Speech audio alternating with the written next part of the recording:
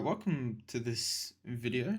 It's a bit different from the stuff that I've ever posted before, and it's a bit different from uh, content towards Path of Exile that I've seen. I have just been kind of theory crafting a bunch of different uniques, some unique items for Path of Exile 2, and I just thought I'd share them. So let's just go through. So the not actually, pretty much all of these are based on base types that don't exist in the game yet. Which, if I make more videos in the future, won't always be the case. But for here, we've got a unique flail, right? Called Rajun's Thunderchucks. So these are pretty much nunchucks. Um, which will come with a skill called Rajan's Barrage. Now, Rajan's Barrage is going to look like, in my head, it kind of looks like, a bit of like a melee combo, but instead of just throwing around a melee weapon, it's like a wave of lightning, right? It doesn't travel really, it's in melee range, but it's just like lightning, right?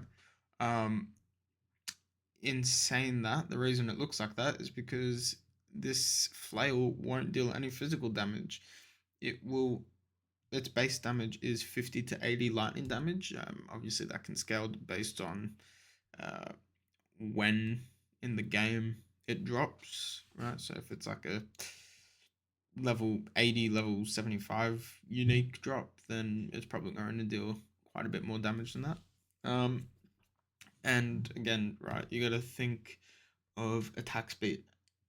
I'm not sure what flails look like, so I can't really scale damage very well for them. In this case, the skill will also absorb any of the elemental ground effects that are underneath the player.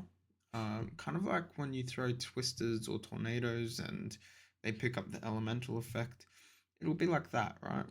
And it will flow in the melee skills.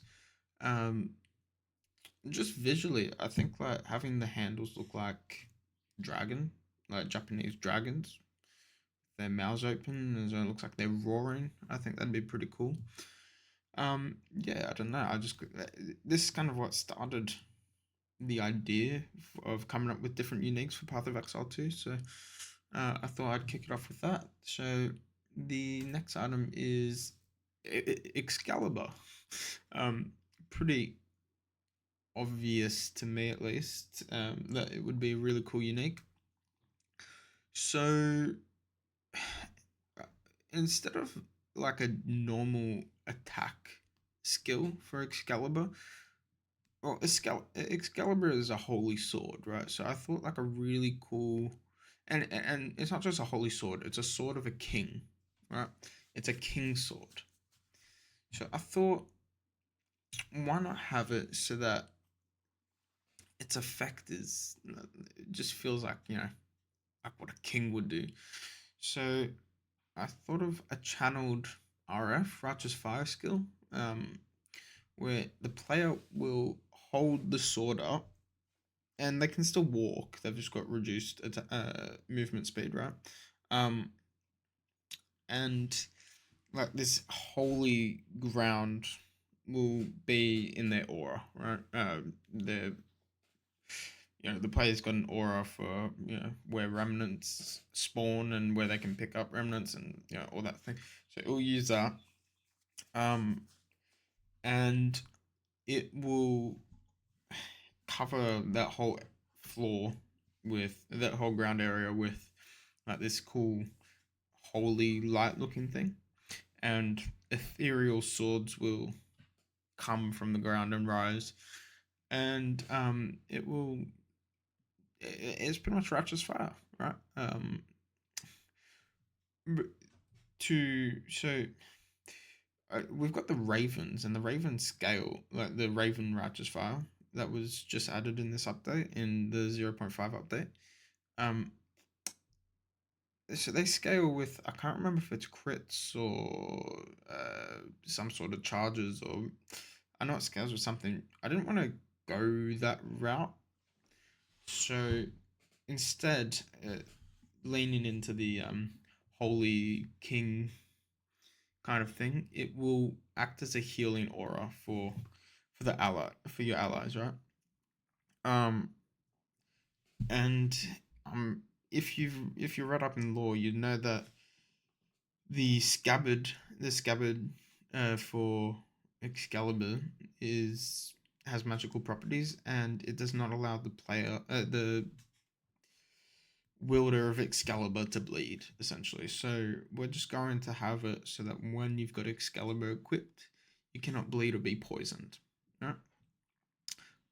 And visually it just looks like a holy sword, whatever that looks like, right? It just needs to look really cool.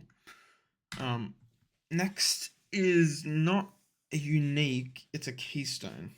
So the idea for Excalibur got me thinking about what an unholy version of that would look like. So like a chaos version. So a keystone, and we'll just call it unholy light here. That essentially converts all. So light isn't a damage type, right? So for damage types in Path of Exile 2, you've got physical, chaos, and your three elemental type of damages.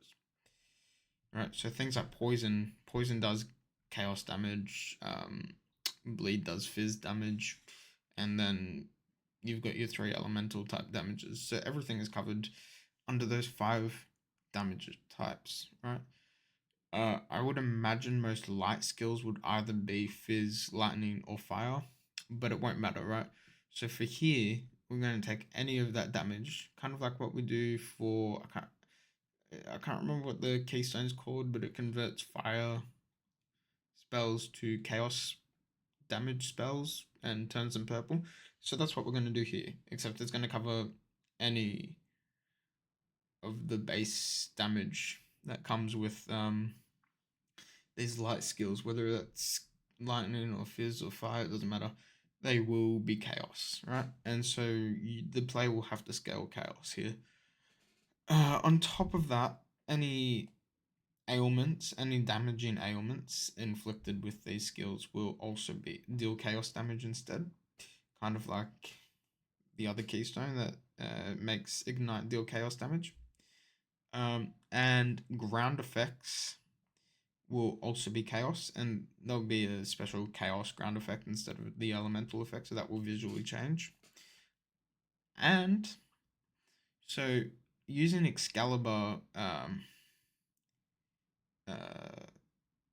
the Excalibur skill as an example, it will turn purple, obviously, but that healing aura will actually turn into a damaging aura, so it will invert the way it works, and so it will damage your allies, which is cool because if you scale chaos damage well, you can essentially kill your minions, on purpose, right? And I'm well aware that there's some cool builds going on at the moment where you deal damage or kill your minions, right? So this is just a method of doing that type of build. Um, Second last, right? We've got a Helm of Darkness. So this actually comes from inspiration of Hades, the the Greek god of death or the underworld, right? Um, so he's got a Helm of Darkness. So this will be a unique helmet,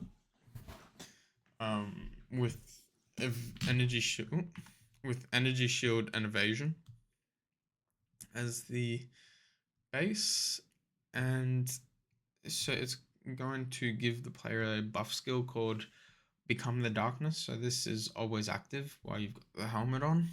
You can disable it with a right click on the skill, but by default it's always active, and it's going to generate shrouds every 4 seconds with a maximum of 20, right? So this is just going to stack the shroud effect. Now each shroud is going to give increased evasion percentage, 5% per shroud. So that is a total of 100% when you're up to your maximum shrouds. If down the line there's a way to scale beyond 20 shrouds, then that will also scale beyond 100%. Um, Getting hit will remove the shrouds. An additional effect of the shrouds is that you become uh, less noticeable, right? So you can walk around a map and not necessarily be attacked, right? Depending on what that looks like, it won't completely conceal you, right? Because that kind of defeats the whole point of the game if you can just walk around and not be attacked by anything. But and regardless, right? Even so, we've already said that getting hit will remove all the shrouds. But on top of that, aggroing a enemy, like attacking them or being attacked by them, even if it's by accident, and getting into a fight with them, will make you noticeable, and other mobs will start swarming you. So you got to be careful there. Um, Truthfully, we so um so visually, I want the shrouds to look like a cloud of shadows gathering around the player, and obviously it's going to get denser and denser when the more stacks of shroud you have. Uh, for the downside, I do have it so that you can't sprint. We could, instead of that, because that might feel a bit limiting. I know there's a unique boots in the game that when you try to dodge or sprint, so you can't sprint with them. But when you dodge, it shoots like an explosion, and that can trigger grenades. I can't remember. It's like a pirate boot prosthetic. It's cool, um, but it does feel a bit limiting. So instead of removing um, sprint altogether, I think sprinting should just remove all your shroud stacks. I think that is a better. That makes more sense, right? Because this is kind of like stealth, and you're an assassin, right? Like that kind of thing, right? That's the feel that I wanted to give. So I think this balances it out. I think that works better than just completely removing the player's ability to sprint, because you don't want to do that when you can avoid it. And last but not least, we have a unique gloves called Bloody Paper Cuts. Now, that name can obviously change. I won't say what it's based off of, just because it will be obvious as I go on. Um, so these gloves are going to be a bit like face smashers, where so they're going to allow the player to use unarmed sword skills, or use sword skills unarmed, like face smashers do for maces. Um, Visually, I'll just get it out of the way. It's going to be a glove where all the fingers are blades, right? Right, they're blades. I will not use the word. I will not call them what they are or what they're based off of. You will just have to assume. Um, so they will scale. I'm off the top of my head. Swords are strength and dex, right? So that's what they will scale off of. Um, and that will give them. I did have it, so it's like we can do like per attribute is a percentage of speed or damage, or we can do five attributes is 1%, whatever, right? It doesn't matter, but that's how they're going to scale. Um, on top of that, they will have a 50% chance to bleed, and by default, they will gain one rage on hit. Um, and because of the new ascendancy, the new monk ascendancy, we've also got to cover Way of the Stone Fist and the Stone Fist base. So instead of scaling damage based off of strength, it will scale damage based off of intelligence. We can have it so that it requires more intelligence than uh, normal, or we can just straight out swap the attribute requirement. Um, and instead of bleed, we're also going to change it to poison, because I've noticed with a lot of unique gloves. They just happen to completely change attribute, not attribute, I think there's something called Thunder Fist, and it converts them to cold damage instead of lightning damage. So that's kind of what I've got in mind, right? It's a mix between Face Smashers and those Thunder Fists, right? For the Stone Fist version, where it will do poison instead of bleed and intelligence instead of strength, and then you'll get a low level skill called Whirling Slash, which you can only get in the way of the Stone Fist version, and this is essentially spin to win, where the player starts spinning around in a storm of blades, and does a bit of area damage like that. Um, but yeah, that's all I've really got to say. Um, yeah, if anyone sees this, give it a like, give it a subscribe. Just let me know what you think. If you think it was incredibly bad, say that. I'm happy for the feedback. If you think it was good, say that instead. Anyways, have a lovely rest of your life or day, or until the next time I upload a video, which will be God knows when. All right. But goodbye.